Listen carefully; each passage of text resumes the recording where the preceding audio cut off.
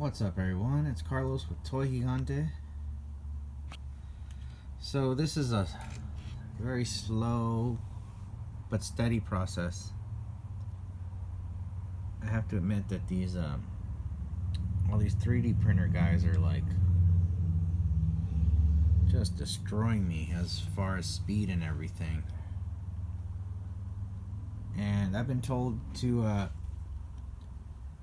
Carlos, you should get into 3D printing and this and that and sell your files, this and that.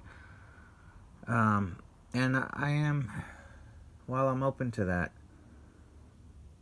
eventually, for now, I'm just doing things traditional. And even though it's taken a while, it's still very rewarding, and I'm not really in a hurry. I just want the best outcome. So that's where I'm coming from. So if you enjoy this traditional kind of work, then this is the place right now. This is where I'm at, making it the way the old model makers used to do things, as far as I know, as far as I looked into it. It's just molds and cast and kit bashing and things like that. I'm a big fan of Adam Savage, and he talks about this kind of work sometimes on his channel. He's a big inspiration, people like that. So let me tell you what I'm doing. I got the other half of the molds done. So this piece, this connects the his tank treads together to the body. I got that going on. I got the top laser cannons for the his tank and the connecting piece right here.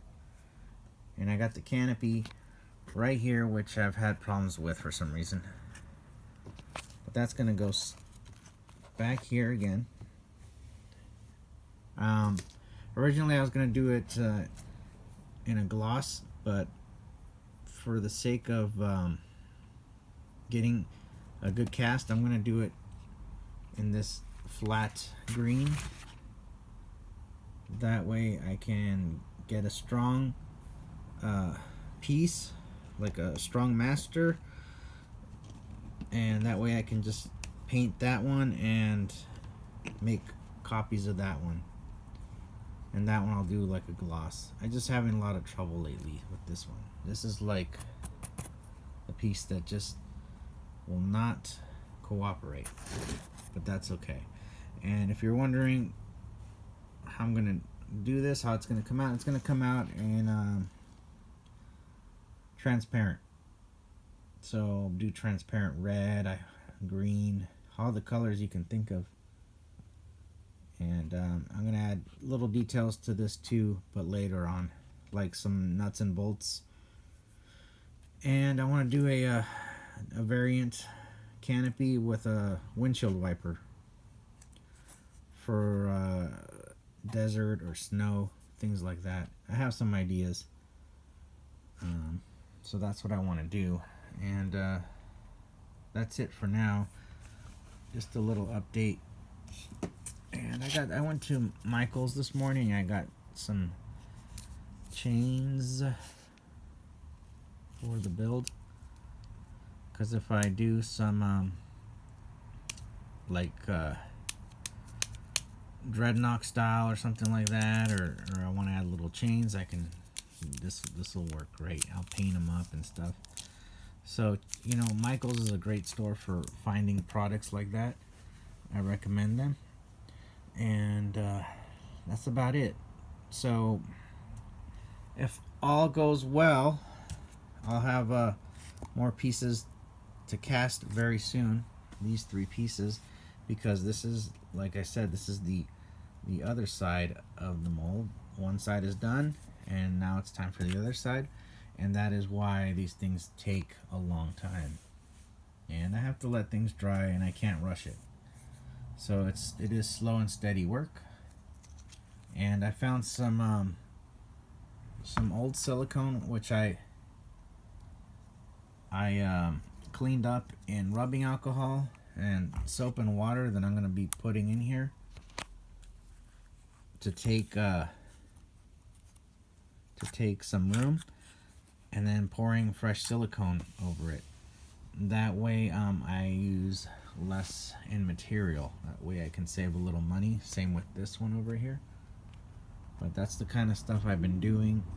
I've been going through a lot of silicone lately. I've spent, I don't even want to say how much. But as you guys know, this is just, it's very, very, very expensive. But I'm going to keep doing it because I just like the traditional aspect of the model making. I'm enjoying it very much. And if I ever do get into 3D printing, that's another skill level that I'll have to figure out as far as what do you call it, designing on the computer and all that stuff. When I worked at a toy company, that's all they would do is mostly they would do 3D prints. They would do traditional sculpting wasn't as popular anymore because with the 3D prints you can resize things and it was just much quicker and it made more sense. But you know, it's just something else to learn,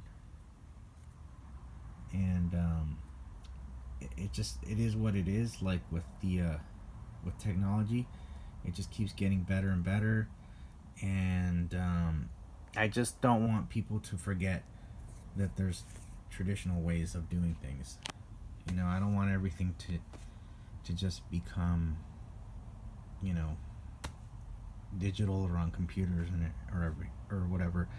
I want certain things to stay alive. So that's why I support my my local Reynolds Advanced Materials and keep at this, because this is just one thing that I just don't want it to go away. I just enjoy working with my hands like this. So that's all I gotta say. Still going strong. I'm gonna have a side project soon that'll be a lot of fun. That way it's not just all HISS-TANK all the time. I just have to have a little more time for that.